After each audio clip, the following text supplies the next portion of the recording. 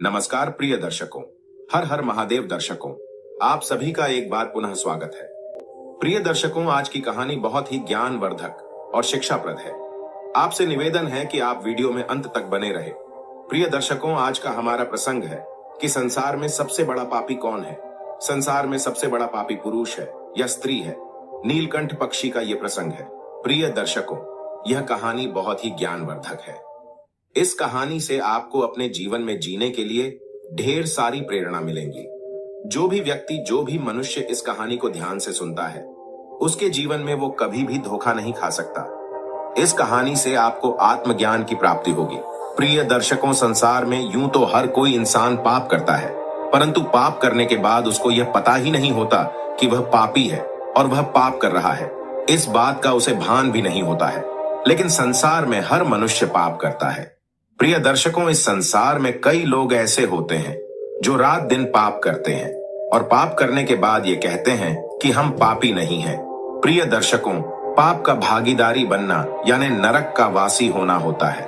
प्रिय दर्शकों, इसलिए जितना हो सके पाप से बच के रहे। अपने कर्म में कभी पाप को इकट्ठा ना होने दे। अपने नसीब में पाप का लेखा जोखा नहीं होना चाहिए।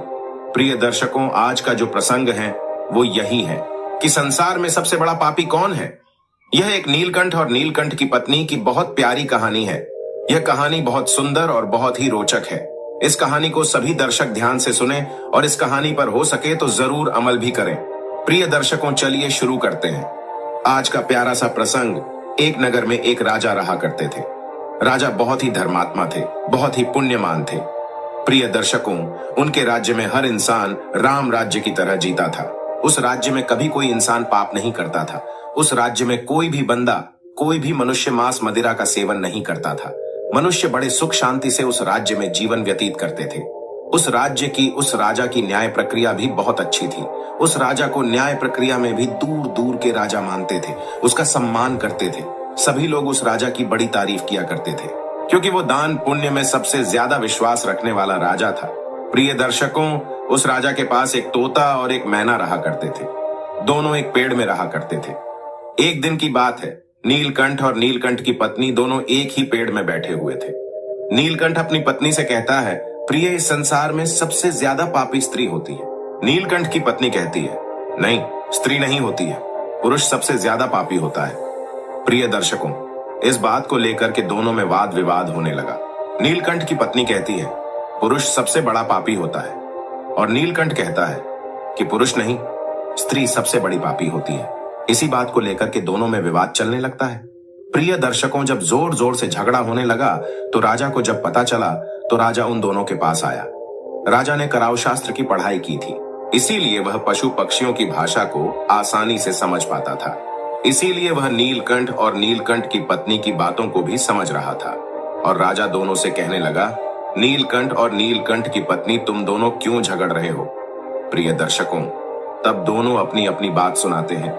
नीलकंठ की पत्नी कहती है, देखिए राजा साहब, नीलकंठ मान ही नहीं रहा है कि संसार में सबसे बड़ा पापी पुरुष होता है। नीलकंठ कहता है कि राजा साहब, मेरी पत्नी नहीं मान रही है कि सबसे बड़ी पापी संसार में स्त्री होती है। दोनों की बात सुनने के बाद राजा कहता है, राजा नीलकंठ से कहता है कि नीलकंठ, अब आप मुझे ये बताइए कि स्त्री सबसे बड़ा पापी संसार में कैसे है। प्रिय दर्शकों, तब नीलकंठ एक छोटी सी कहानी सुनाती है और कहती है, प्राचीन समय की बात है। उज्जैनी नगर में भर्तरी नाम का एक बहुत ही बुद्धिमान, गुणवान और बड़े प्रतापी राजा भर्तरी राज करता था। राजा भर्तरी धर्म और नीति शास्त्र के बहुत बड़े ज्ञाता थे। उनकी 2 रानियां थीं। एक दिन जब राजा भर्तरी में एक घोड़े पर सवार होकर शिकार के लिए जंगल की ओर जा रहे थे तो रास्ते में एक और राज्य आया। राजा भर्तरी जब उस राज्य में से गुजर रहे होते हैं तभी उन्हें एक बगीचे में एक बहुत ही सुंदर स्त्री बैठी हुई दिखाई देती है। राजा की नजर उस स्त्री में पड़ती है तो वह राजा के मन को भा जाती है और उसके मन में उस स्त्री से विवाह करने का विचार आता है। राजा भर्तरी अपने घोड़े से उतरकर उस स्त्री के पास जाते हैं और उससे कहते हैं कि सुंदरी, तुम कौन हो और तुम कहां रहती हो। राजा की बात सुनकर वह स्त्री राजा से कहती है कि पहले आप मुझे यह बताइए कि आप कौन हैं और मुझसे यह सब क्यों पूछ रहे हैं। राजा उस स्त्री से कहता है कि सुंदरी, मैं उज्जैनी का राजा भर्तरी हूं। मैं तुम्हारे इस तेजस्वी और आकर्षक सुंदर रूप को देखकर तुम पर मोहित हो चुका हूं।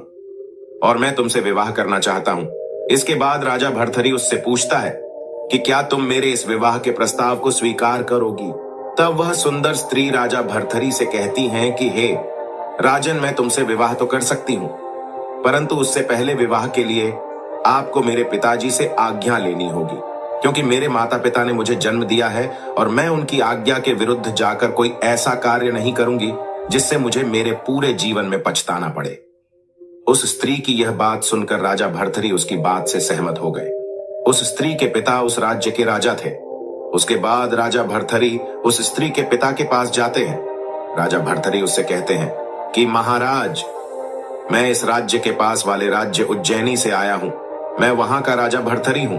मैंने जैसे ही अपने राज्य को पार करके आपके राज्य में प्रवेश किया तो मुझे आपकी यह सुंदर और आकर्षक पुत्री दिखाई दी। आपकी पुत्री को देखकर मैं इससे प्रेम कर बैठा हूं और मैं आपकी पुत्री से विवाह करना चाहता हूं। अगर आपकी आज्ञा हो तो मैं आपकी पुत्री को अपने राज्य की रानी बनाना चाहता हूं। उसके बाद उस स्त्री का पिता यानी वह राजा बहुत सोच विचार करता है और काफी सोच विचार करने के बाद राजा भर्तरी को अपनी पुत्री से शादी करने की इजाजत दे देता है। उसके बाद वह राजा अपनी पुत्री पिंगला और राजा भर्तरी का विवाह करवा देता है। राजा अपनी सुंदर पत्नी पिंगला को लेकर अपने राज्य में आ जाते हैं। उस राजकुमारी से विवाह करके वह बहुत खुश होते हैं, क्योंकि उसके जैसी सुंदर स्त्री उसके राज्य में और कोई नहीं थी। राजा भर्तरी अपनी पत्नी की सुंदरता को देखकर अपने आप को बहुत भाग्यवान समझने लगे। राजा अपनी इस तीसरी पत्नी पिंगला पर काफी मोहित थे।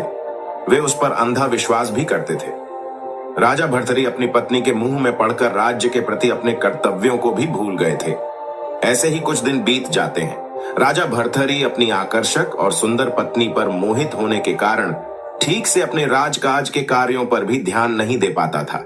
इस तरह धीरे धीरे समय निकलता गया और कुछ वर्ष बीत गए। एक दिन राजा भर्तरी अपनी सैनिकों के साथ जंगल में शिकार के लिए जाते हैं।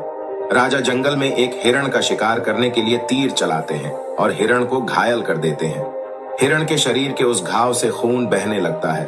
उस खून को देखकर राजा भर्तरी अपने मन में सोचने लगते हैं कि मैं अपनी पत्नी पिंगला से बहुत प्यार करता हूँ, परंतु आज मैं पिंगला की एक परीक्षा लूंगा और यह देखूंगा कि जितना प्रेम मैं अपनी पत्नी से करता हूँ, क्या उतना ही प्रेम मेरी वह रानी पिंगला भी मुझसे करती है।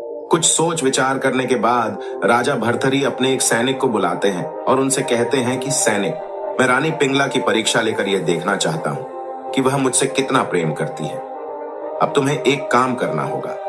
मैं तुम्हें इस हिरण के खून में भिगोकर अपने कपड़े देता हूं और तुम मेरे इन कपड़ों को लेकर जाओ और रानी पिंगला से कहो कि रानी साहिबा, जंगल में शिकार करते समय महाराज को एक शेर ने मार दिया है। हो सकता है यह सुनने के बाद भी रानी पिंगला तुम्हारी बातों पर विश्वास ना करें। अगर रानी पिंगला विश्वास ना करें तो तुम उन्हें मेरे खून से सने हुए कपड़े दिखा देना।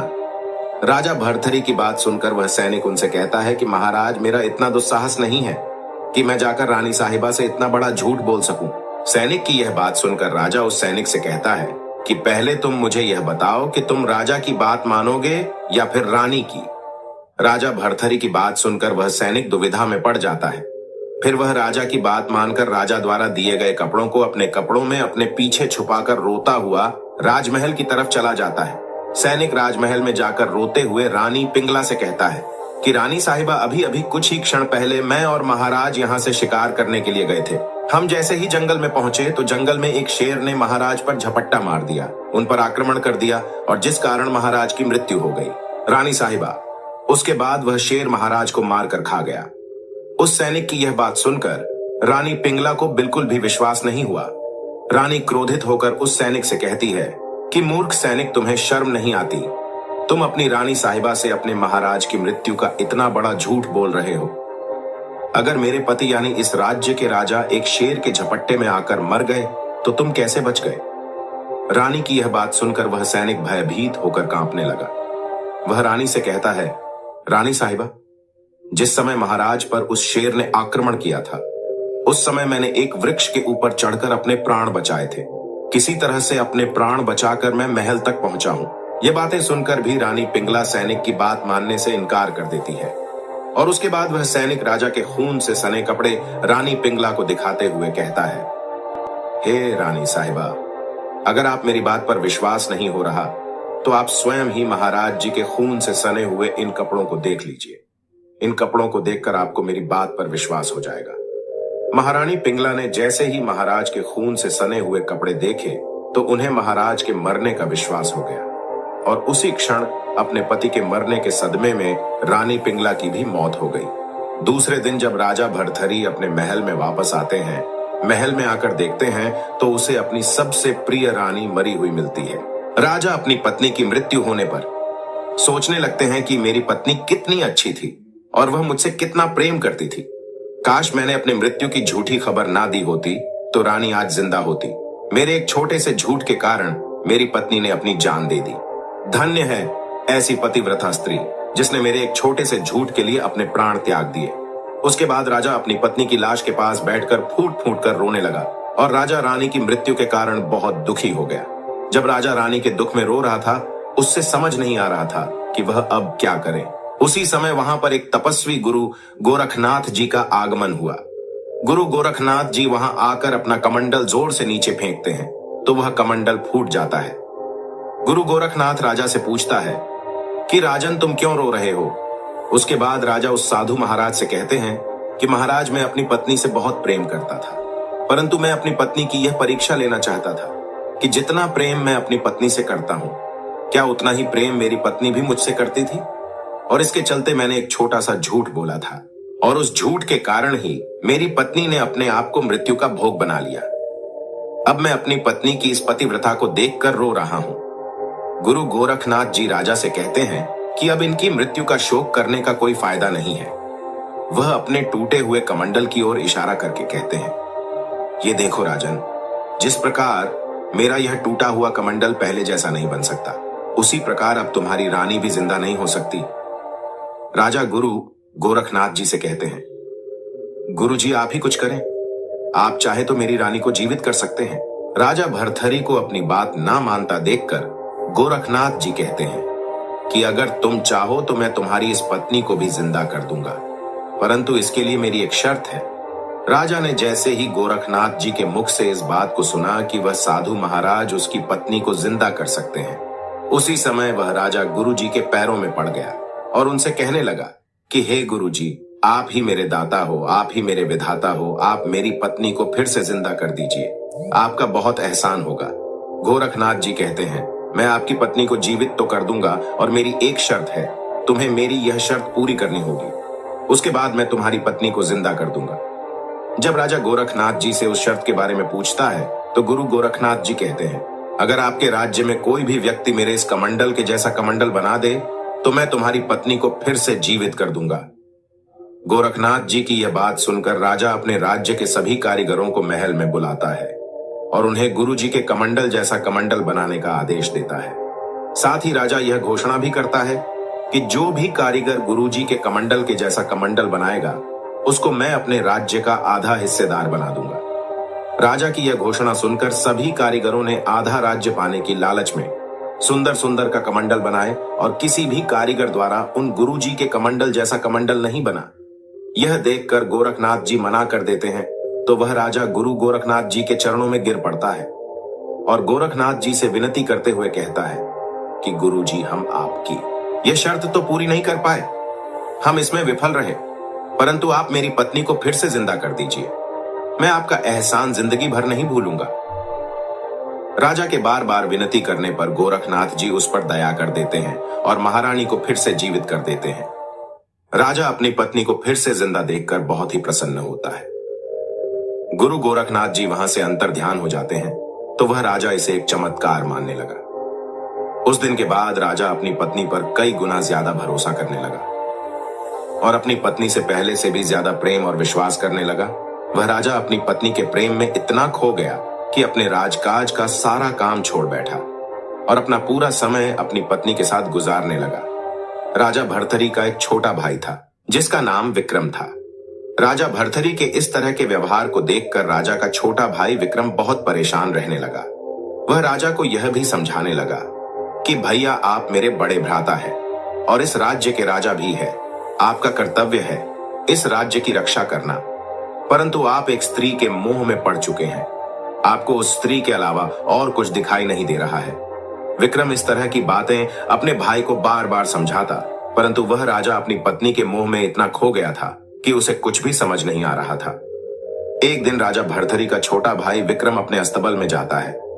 वहां पर कुछ घोड़े उसे बहुत ही कमजोर दिखाई पड़ते हैं। विक्रम उस सैनिक से मिलता है जो उनका ध्यान रखता था और उससे कहता है कि इन घोड़ों को ठीक तरह से भोजन भी खिलाते हैं, फिर भी यह सभी घोड़े दिन पर दिन कमजोर क्यों होते जा रहे हैं? मैं ये कई दिनों से देख रहा हूं, परंतु दिन पर दिन प्रत्येक घोड़ा कमजोर होता जा रहा है। ऐसा क्यों हो रहा है?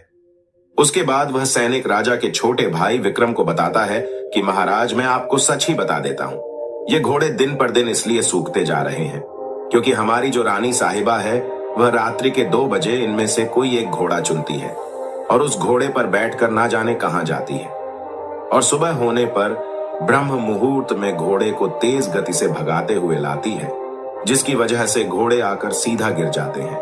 इस तरह से यह सभी घोड़े धीरे धीरे कमजोर होते जा रहे हैं। राजा का छोटा भाई विक्रम सैनिक से यह बात सुनता है तो वह आश्चर्यचकित रह जाता है कि आखिर मेरी भाभी इतनी रात को कहां जाती है। ये बात सोच सोच कर वह बहुत परेशान होने लगा। उसके बाद विक्रम उस सैनिक से कहता है कि आज रात्रि के समय तुम यहां पर मत रहना। आज रात्रि में तुम्हारी जगह में घोड़ों के पास मैं रहूंगा, घोड़ों की रखवाली मैं करूंगा। आज मैं देखता हूं कि आखिर मेरी भाभी कहां जाती है और क्यों जाती है। उसके बाद राजा के छोटे भाई विक्रम ने उस सैनिक को वहां से जाने का आदेश दे दिया और स्वयं उन घोड़ों की देखभाल करने लगा। जैसे ही रात्रि के 2 बजते हैं तो राजा का छोटा भाई विक्रम देखता है कि उसके भाई की पत्नी आती है और उन घोड़ों में से एक फुर्तीला घोड़ा ढूंढकर उसके ऊपर बैठती है और जैसे ही जाने लगती है विक्रम उसके घोड़े के सामने आ जाता है और अपनी भाभी को जाने से रोक लेता है। तो रानी विक्रम से कहती है कि देवर जी, आप मेरे रास्ते के बीच में क्यों आए हो? भाभी की बात सुनकर विक्रम उनकी किसी भी बात का कोई जवाब नहीं देता और उनसे सीधा एक ही सवाल पूछता है कि पहले आप मुझे यह बताइए कि आप इतनी रात को किससे मिलने जा रही हो? विक्रम की यह बात सुनकर रानी हड़बड़ा जाती है। घबराहट के मारे उसे पसीना आने लगता है, फिर भी वह विक्रम को कुछ नहीं बताती। रानी की चुप्पी देखकर विक्रम समझ जाता है कि यह कहीं ना कहीं तो किसी से मिलने जा रही है। यह मेरे भाई और इस राज्य के राजा को धोखा दे रही है। विक्रम को देखकर रानी घोड़े से उतर जाती है और अपने महल में वापस जाकर सो जाती है। परंतु वो जैसे ही वह सुबह जल्दी उठती है तो वह रानी सोचने लगती है कि आज मेरे देवर जी ने मुझे जाते हुए पकड़ा है और वह मुझ पर भी शक कर रहे हैं। जैसे ही सुबह होगी तो मेरे देवर विक्रम अपने बड़े भाई यानी मेरे पति को सारी बातें बता देगा। वह उन्हें सारी बातें बताए, क्यों ना उससे पहले मैं कुछ ऐसा करूं जिससे विक्रम की किसी भी बात का मेरे पति पर कोई भी असर ना पड़े। उसे यही ठीक लगता है और उसके बाद वह रानी अपने त्रिया चरित्र को दिखाने लगती है। राजा भर्ती के उठने से कुछ समय पहले रानी अपने बालों को खोल देती है। वह अपने कपड़ों को भी फाड़ लेती है और कक्ष में जमीन पर लेट जाती है। जैसे ही राजा नींद से उठकर खड़ा होता है तो वह देखता है कि रानी जोर जोर से रो रही है। राजा भर्तरी से कहता है कि हे प्रिय, आखिर तुम नीचे क्यों पड़ी हो और तुम क्यों रो रही हो? तुम्हारे इन कपड़ों को किसने फाड़ा है? तब रानी चालाकी के साथ आंसू बहाते हुए अपनी बात कहती है कि मैं तुम्हें क्या बताऊं, तुम्हारे भ्राता, तुम्हारे छोटे भाई विक्रम ने आज मेरी इज्जत पर हाथ डाला है। मुझ जैसी पतिव्रता स्त्री पर अपनी गंदी निगाह डाली है। एक छोटे से झूठ के कारण उस रानी ने राजा के लिए अपनी जान भी दे दी थी। इसलिए राजा अपनी रानी पर पूर्ण विश्वास करता था। राजा को उसकी बात पर विश्वास भी हो जाता है। राजा भर्तरी जैसे ही इस बात को सुनता है तो वह अपने छोटे भाई विक्रम को बुलाता है और उसे जोर जोर से डांटने लगता है। उसे इसकी सजा देने की बात करता है। फिर राजा सोचता है कि यह मेरा छोटा भाई है, इसलिए इसे मृत्यु दंड देना तो अच्छा नहीं रहेगा। राजा अपने छोटे भाई विक्रम को कहता है कि विक्रम, तुमने आज अपनी मां समान भाभी के साथ बहुत गलत किया है, इसलिए मैं तुम्हें यह सजा देता हूं कि आज से तुम इस राज्य से दूर चले जाओ। अपने जीवन में कभी भी तुम इस राज्य में वापस लौट कर मत आना। विक्रम जब अपने बड़े भाई के मुंह से यह आदेश सुनता है तो उनके आदेश का पालन करता है और वह वहां से दूर चला जाता है। परंतु जाते जाते विक्रम अपने बड़े भाई से कहता है कि मैं यहां से जा तो रहा हूं, लेकिन जाने से पहले मैं आपसे एक बात कहता हूं कि तुम अपनी जिस पतिव्रता पत्नी पर इतना मोह दिखा रहे हो, इससे बचकर रहना। इतना कहकर विक्रम उस राज्य को छोड़कर चला जाता है। उसके जाने के बाद रानी बहुत ज्यादा खुश हो जाती है। अब उसे किसी प्रकार का भय नहीं था। उस रात फिर से रानी उस पुरुष से मिलने के लिए जाती है जिस पुरुष से मिलने पहले जाया करती थी। उससे मिलने पर वह उस पुरुष से कहती है कि तुम अब इस जंगल में रोजाना मत आया करो और मैं भी रोजाना तुम्हारे पास इस जंगल में मिलने के लिए नहीं आऊंगी। हम एक काम कर सकते हैं, तुम ऐसा करो, कल सुबह राजमहल में आओ। राजमहल के अंदर आकर तुम मेरे पति यानी महाराज से महल में नौकरी के लिए आवेदन करना और उसके बाद तुम महल में ही रहना। जब तुम महल में रहोगे तो हमारी रोजाना ही मुलाकात होगी। उस पुरुष से यह कहकर वह रानी वापस महल में आ जाती है और फिर जैसे ही सुबह होती है तो रानी का वह प्रेमी महल में आता है। राजमहल में आकर राजा भर्तरी से निवेदन करने लगता है, हे राजन, मैं आपके पास के राज्य के नगर से आया हूं और मेरे घर में एक बूढ़ी माँ है। वह बहुत बीमार है और मुझे कहीं कुछ काम नहीं मिल पा रहा है। आप मेरी मदद कर देते तो मेरा घर का गुजारा भी चल जाता। मैं अपनी बूढ़ी माँ का ठीक से ख्याल रख पाता। वह रानी भी वहीं बैठी बैठी उसकी बातें सुन रही होती है। उसकी बातें सुनकर मन ही मन बहुत प्रसन्न होने लगती है। उसके बाद राजा भर्तरी उसकी इस स्थिति को देखकर उसे अपने महल में काम करने का आदेश दे देता है। रानी के उस प्रेमी का नाम अश्वसेन था। अब अश्वसेन राजा का आदेश पाकर महल में काम करने लगा। जैसे ही रानी राजा से नजर छुपाकर कुछ पल के लिए दूर होती तो रानी अपने उस प्रेमी अश्वसेन से मिल लेती और इस तरह काफी समय तक चलता रहा। रानी अपने पति की आंखों में धूल झोंक रही थी और राजा को इस बात का बिल्कुल भी पता नहीं था, क्योंकि राजा अपनी पतिव्रता पत्नी से बहुत प्रेम करता था, उसे बहुत ही पवित्र माना करता था। राजा भर्तरी को यह पता नहीं था कि जिसको वह इतना प्रेम करता है वह उसी की आंखों में धूल झोंक रही है। उसके बाद एक दिन राजा भर्तरी फिर शिकार करने के लिए जंगल में जाता है। जैसे ही राजा जंगल में प्रवेश करता है तो राजा को जंगल में वही संत तपस्वी दिखाई देते हैं कि जिन्होंने रानी को जिंदा किया था। गुरु गोरख जी को देखकर राजा भर्तरी उनके पास जाते हैं, प्रणाम करके आशीर्वाद लेने लगते हैं तो गुरु गोरखनाथ जी राजा के मुख की तरफ देखते हुए कहते हैं कि हे राजन, मैं तुम्हारे इस तेजस्वी चेहरे को देखकर, तुम्हारे इस आकर्षक रूप को देखकर बहुत ही परेशान हूं और तुम बहुत ही भोले स्वभाव के हो, इसलिए लोग तुम्हें बेवकूफ बनाते हैं। राजा द्वारा उचित आदर सत्कार के कारण तपस्वी गुरु अति प्रसन्न थे। प्रसन्न होकर गुरु गोरखनाथ जी ने राजा भर्तरी को एक अमर फल दिया और कहा कि तुम इस फल को ग्रहण करो, ये खाने से तुम सदैव जवान बने रहोगे, कभी बुढ़ापा नहीं आएगा, सदैव सुंदरता बनी रहेंगी। राजा उस फल को गुरु गोरखनाथ जी से ले लेते हैं। ये चमत्कारी फल देकर गुरु गोरखनाथ जी वहां से चले गए। फल को लेकर राजा भर्तरी सोचने लगते हैं कि अमर होकर मैं क्या करूंगा, मुझे जवानी और सुंदरता की क्या आवश्यकता है, क्योंकि राजा अपनी पत्नी पर अत्यधिक मोहित थे। अतः उन्होंने सोचा कि मेरी पत्नी मुझसे बहुत प्रेम करती है, क्योंकि मेरी पत्नी ने मेरे एक बार झूठ बोलने पर मेरे लिए अपनी जान दे दी थी, इसलिए इस फल को मुझे अपनी पत्नी को खिलाना चाहिए। मेरी पत्नी को ही अमर होना चाहिए। यदि वह इस फल को खा लेगी तो वह सदैव सुंदर और जवान बनी रहेंगी। उसके बाद वह राजा गुरु गोरखनाथ द्वारा दिए गए फल को महल में आकर अपनी पत्नी पिंगला को दे देते हैं और उनसे कहते हैं कि रानी, तुम इस फल को खाओ, यह फल अगर तुम खा लोगी तो तुम हमेशा के लिए अमर हो जाओगी, तुम्हारी मृत्यु भी कभी नहीं होगी। यह कहकर राजा भर्तरी उस फल को रानी को दे देता है और वह से चला जाता है। रानी पिंगला भर्तरी पर नहीं बल्कि उस राज्य के कोतवाल पर मोहित थी। यह बात राजा नहीं जानते थे।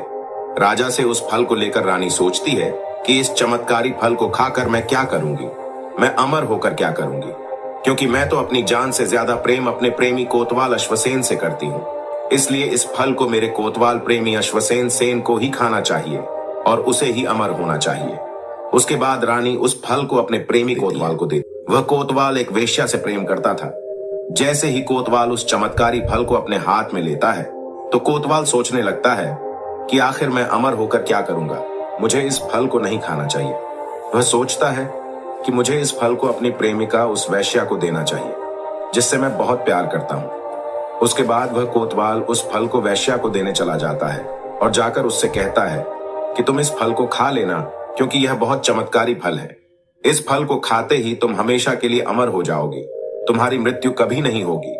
यह कहकर कोतवाल अपनी प्रेमिका को वह फल दे देता है और वहां से चला जाता है। उसके जाने के बाद वह वेश्या उस चमत्कारी फल को देखकर सोचने लगती है कि आखिर इस फल को खाकर मैं क्या करूंगी, क्योंकि अमर होकर मैं कौन सी सिद्धियां हासिल कर लूंगी, मुझे नरक समान जीवन से मुक्ति नहीं मिलेंगी। इस फल की सबसे ज्यादा जरूरत हमारे राजा को है, इस फल को मुझे इस राज्य के राजा को देनी चाहिए, क्योंकि वह इस राज्य के पालक हैं, सबका ध्यान रखते हैं। राजा हमेशा जवान रहेंगे तो लंबे समय तक प्रजा को सभी सुख सुविधाएं देते रहेंगे, इसलिए इस चमत्कारी फल के सही हकदार वही है। उस वैश्या को यह बात नहीं पता थी कि यह फल एक संत महात्मा ने उस राजा भर्तरी को ही दिया था, और राजा भर्तरी ने उस फल को अपनी पत्नी पिंगला को दिया था। उसके बाद उस फल को रानी पिंगला ने अपने प्रेमी कोतवाल को दिया था, और कोतवाल ने उस फल को अपने प्रेमिका उस वैश्य को दिया था। उस फल को देखकर वेश्या यही सोच रही थी कि इस फल को अपने राजा को दे देना चाहिए। वह वैश्या चमत्कारी फल को लेकर राजमहल में पहुंच जाती है और राजा भर्तरी के पास जाकर कहती है, हे राजन, मैं आज इस दरबार में एक बहुत ही अद्भुत और चमत्कारी चीज लेकर आई हूँ। राजा ने उससे पूछा कि ऐसी कौन सी चीज है, तो वह ऐसे कहने लगती है कि महाराज, आज मैं एक ऐसा फल लेकर आई हूँ जो फल बहुत ही चमत्कारी है। इस फल को खाने के बाद मनुष्य कभी बूढ़ा नहीं होता है और ना ही उसकी कभी मृत्यु होती है, वह अमर हो जाता है। उसकी बातें सुनकर राजा सोच में पड़ जाते हैं और वह सोचते हैं कि ऐसा ही एक फल तो उन्हें संत महात्मा ने दिया था। और जैसे ही वह वैश्या राजा को उस फल को देती है, राजा वह फल देखकर आश्चर्यचकित रह जाता है। फल को देखकर राजा भर्तरी समझ जाता है कि यह तो वही फल है जो मुझे संत महात्मा ने दिया था और मैंने अपनी रानी पिंगला को दिया था। उसके बाद राजा उस वैश्या से पूछता है कि आखिर तुम्हें यह फल किसने दिया? तो वह वेश्या राजा से डरकर कहती है कि महाराज, यह फल मुझे मेरे प्रेमी कोतवाल अश्वसेन ने दिया था, जो आपके दरबार में काम करता है।